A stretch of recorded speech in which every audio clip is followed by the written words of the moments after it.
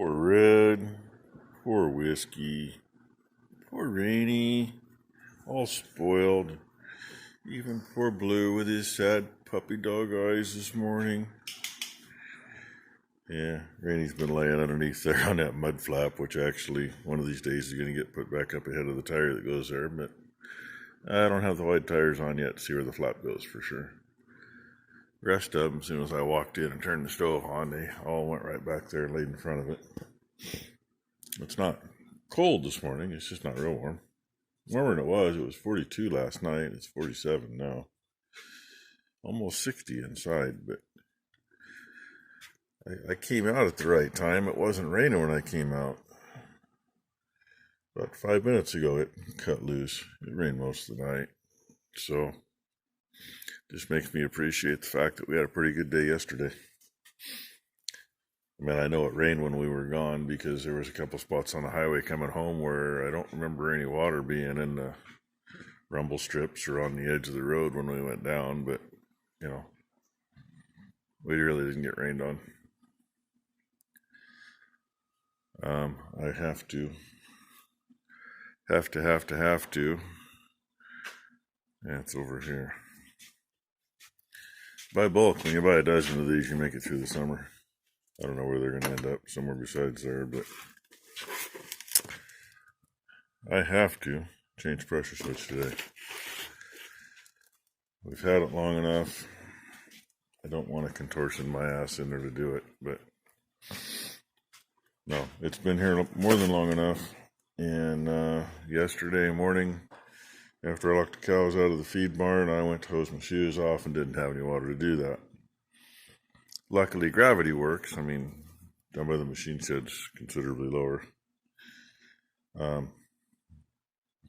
There was enough in the line to get it off my shoes enough I could go in and tap the stinking switch and make it work. An hour later it did it again, and an hour later it did it again, and for some reason we didn't get out of here when we wanted to. And last night it did it twice, so we went a few months. I don't remember when the hell we bought this. Probably no date on here, but it's been in here long enough that the ink's kind of fading off the label. Went quite a while without any trouble, but that's, yeah, can't do that any longer. Oh, there it is. Fixed. I think the old gauge was probably fine. But put the new one on anyway. The old one seems to work. Part of the problem was little rust and whatever the hell else. There was actually a solid piece about 3/16 inch thick right there packed against the base of the old gauge. The gauge had been stuck up mid 50s, high 50s, somewhere in there. As soon as I started to unscrew it, it dropped to 0. I was like, well, okay, gauge is probably fine then. Ended up taking all this off, took it to the shop, dug it all out.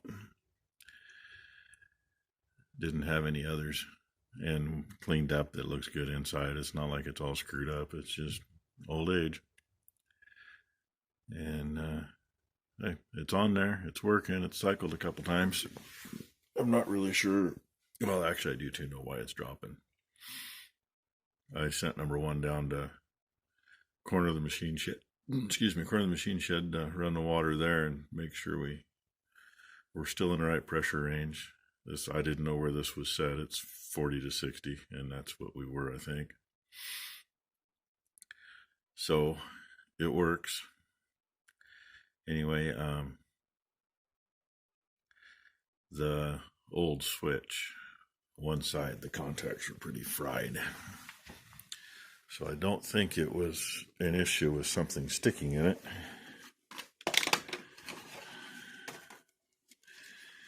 I think. See if it'll focus. Don't those look nice? Here, let me see if I can change it. Oh, come on, open up. There we go. Those are acceptable. Yeah, those sure aren't. That's what we call fried contacts. At least the contacts are still in their respective places. I've seen them where it'll fry the contact off one half. I might have another one. We might just change contacts, but I'm not sure that's the easiest thing. We'll see. Might still be able to use it for something. The old one's just a single adjuster, so, and the new one's got two of them, which they're a pain in the butt unless you're working on an air compressor. Then they're nice. So anyway, done for now. And a slow day. Got to see things fixed. Tried to stay out of the rain, taking advantage of the fact that it's not raining at the moment. And you'll get the video a little early tonight.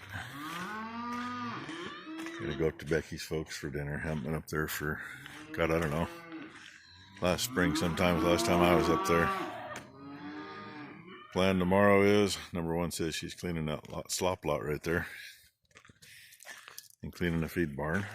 So cows are going to go in a little early tonight.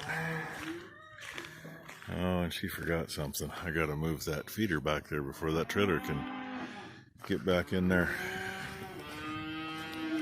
So we got 4 of the 6 steers here going into, go to freezer camp. Take them in tomorrow, and they'll be in the freezer Monday at some point. But there's something we haven't seen much of today. That bright orb.